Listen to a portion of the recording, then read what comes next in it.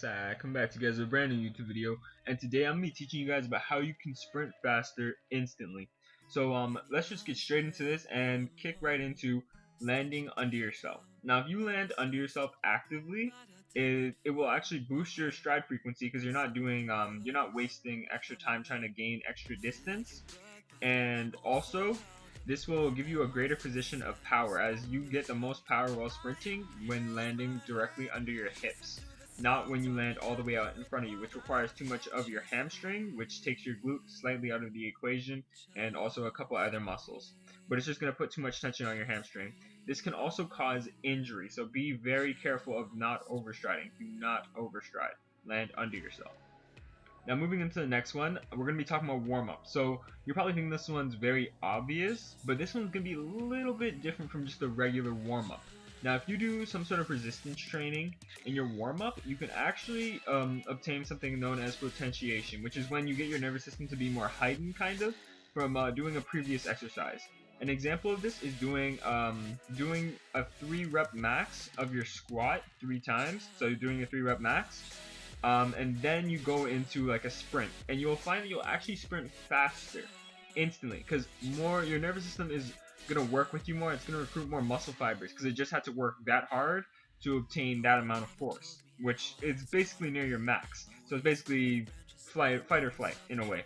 So potentiation, and then also what you could also do in your warm-up is dynamic stretching. Now, not static stretching. If you static stretch for like over 20 seconds or so, you're actually weakening the muscle, and you're actually gonna be it's gonna be a detriment to your performance. But if you do dynamic stretching instead, or very short static stretches, you can actually just you can get that range of motion, which means less resistance, which means you can apply more force and cover more distance with each stride, and possibly even faster stride frequency because there's less resistance in the muscle. And just going back to the resistance training, I'd recommend keeping a little bit lighter on competition day. Like you're not trying to fatigue your body. You just want to get your nervous system up there. That's why you do stuff like plyo or whatnot in your warm up. Possibly only a few people do that, but sprinting in general is a plyo. But I'm talking more about like heavy plyo, like bounds and whatnot. But moving on now, we're gonna be going into strength to weight ratio. Now, your initial thoughts are probably that, well, losing fat is not a quick way to get fast because that takes time, and it does. But what this is really going to go into is water retention and digestive management. Now, you can lessen water retention through many ways. One way is just making sure that you're getting the minerals that you need. You need your potassium, and you need to make sure you don't have too much sodium, but at the same time don't have too little, otherwise your body will hold on to it. But I will be in the future making a video about water retention, but lessening your water retention is very important. Well, make sure you do not dehydrate yourself. Don't load up on too much water. I know, sounds crazy. Next thing is the digestive management. So you don't want to eat too heavy the night before your meet. So we do not only just have glucose in our bloodstream. All the excess glucose goes into the liver and muscles as glycogen, which is like a mixture of glucose and like water and whatnot. I may make a video on that in the future, but essentially you can store up to around 1400 to 1600 calories there. So eating like a whole bowl of pasta the night before, if you're eating too much, you're honestly just adding onto your weight. And we all know from common sense that the heavier you are, the slower you are going to sprint, because this goes into how strong you actually are. Because I count strength more as this is how strong I am relative to how much I weigh. That's how I count strength.